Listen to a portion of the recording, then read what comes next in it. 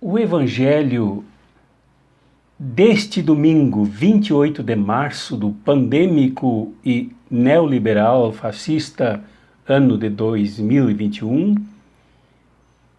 é o de São Marcos, capítulo 14, todo o capítulo, e o capítulo 15 até o versículo 47, no domingo de Ramos.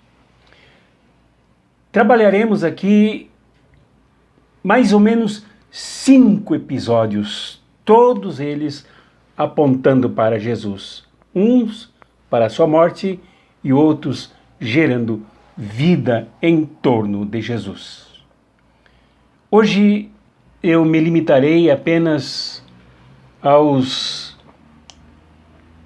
2 primeiros versículos do capítulo 14 de São Marcos. É impressionante o que São Marcos começa a escrever e a denunciar.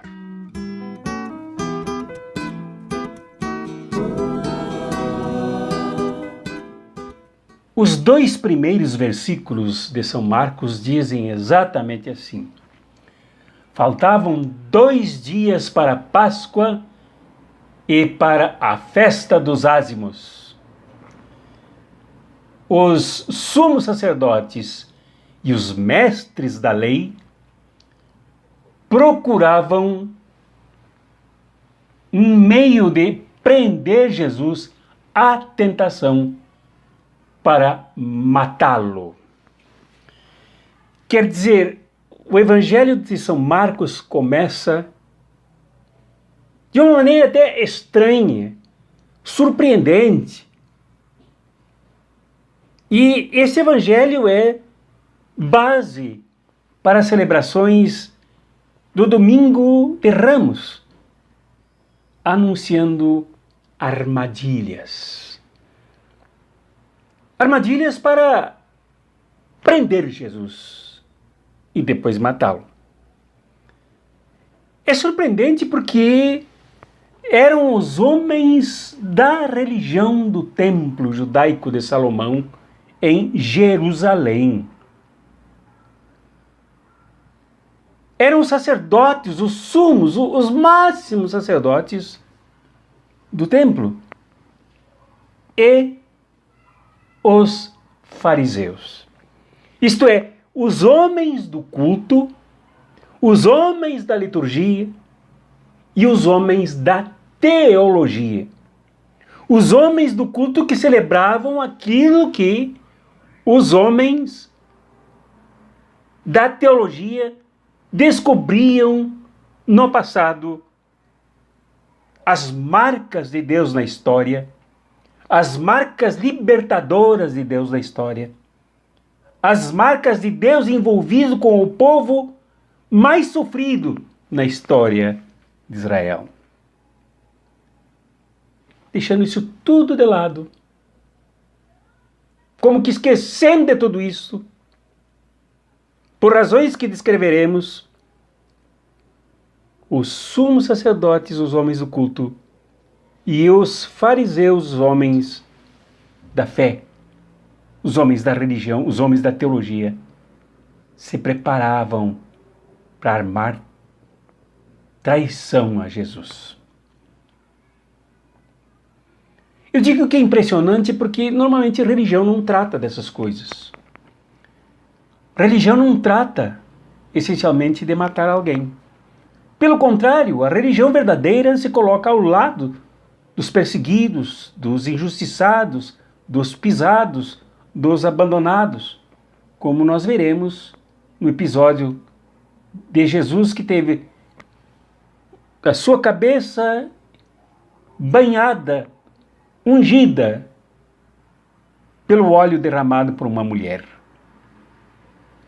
Aqui se procura matar, perseguir Jesus e prendê-lo sob traição. Por que a religião faz isso? Eu não estou dizendo. E aqui, São Marcos não diz, muito menos eu, que é a religião judaica. Não, é a religião do templo. judaico.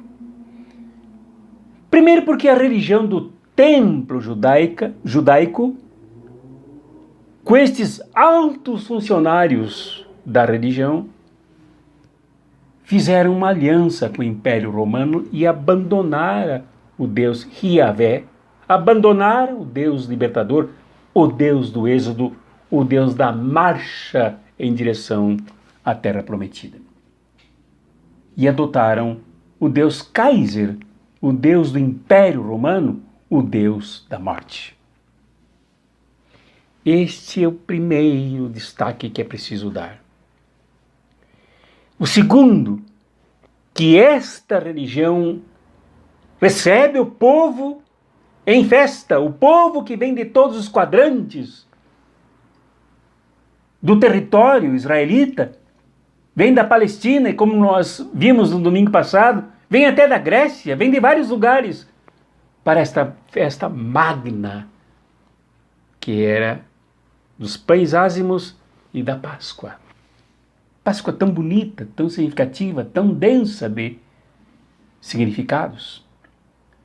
Agora, eles procuravam prender Jesus sob traição, e mais tarde nós falaremos sobre Judas, mas agora é o peso da instituição religiosa que move a máquina da morte em direção a Jesus e procura não fazer isso taticamente para não escandalizar, para não amedrontar o povo, para não trazer à vista o que faziam por detrás dos panos.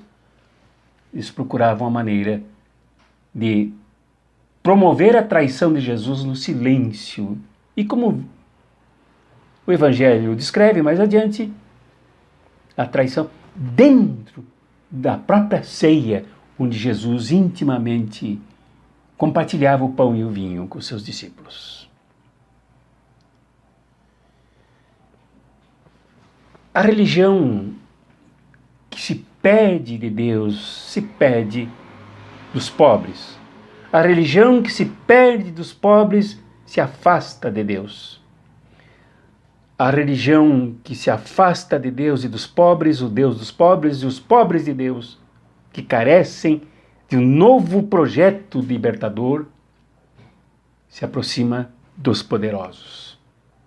Dá as mãos aos poderosos. Agarra as mãos ensanguentadas dos poderosos.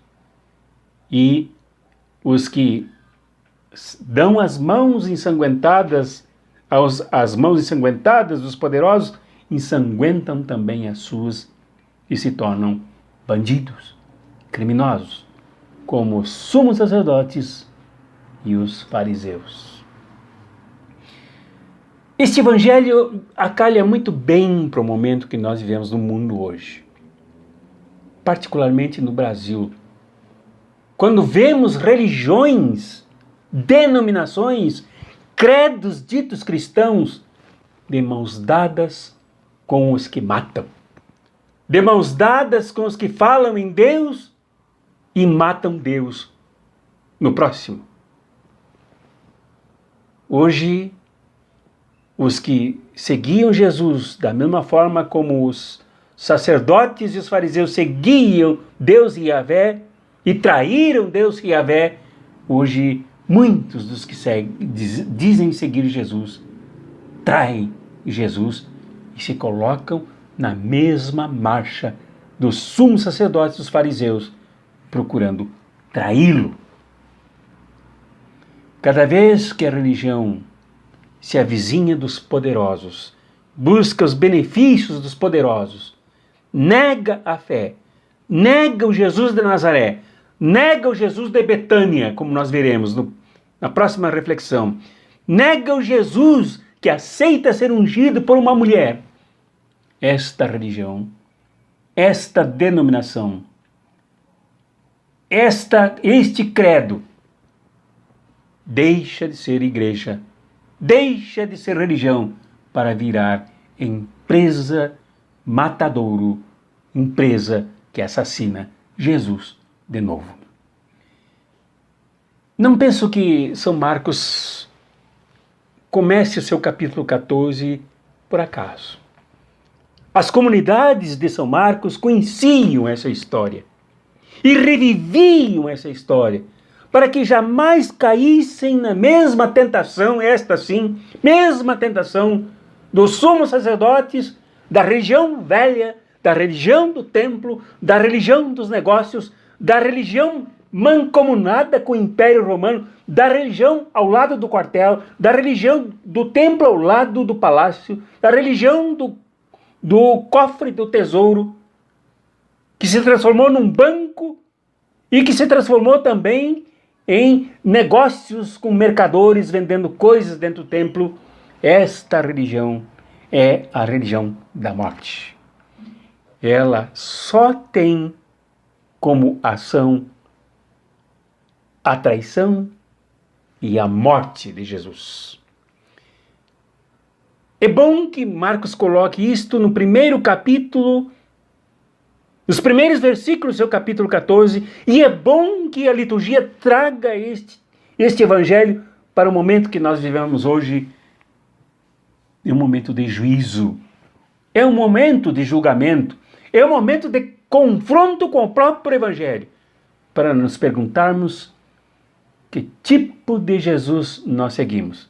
Se o Jesus feito negócio, se o Jesus feito templo, se Jesus feito aliança mancomunada com os poderosos, ou Jesus da casa de Simão o leproso, aquele que se deixa banhar por uma mulher, aquele que vai à casa dos seus amigos em Betânia, uma casa de transeuntes, uma casa de imigrantes, uma casa de acolhimento de tantas pessoas de tantos lugares do mundo.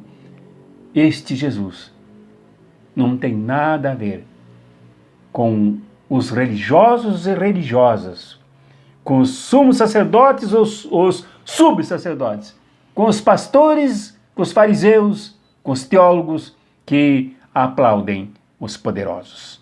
É um momento de reflexão, porque nós vivemos hoje no Brasil exatamente um contexto de morte. A morte promovida por aqueles para quem este modelo de religioso estende as mãos. Morte pelo coronavírus, morte pelo abandono, morte sem hospitalização, morte sem saúde, morte sem misericórdia, morte sem compaixão, morte sem patriotismo. Então é preciso que nós pensemos no evangelho deste domingo. Ouçamos as vozes e os ruídos produzidos nesses 2 primeiros versículos do capítulo 14 e nos convertamos, nos corrijamos, nos arrependamos, se caso sigamos o paradigma dos sumos sacerdotes e dos fariseus, que articulam a traição no escuro para que o povo não veja o sangue do inocente nas suas mãos, nas suas ações, seus pensamentos e nas suas palavras. Em nome do Pai, e do Filho, e do Espírito Santo. Amém.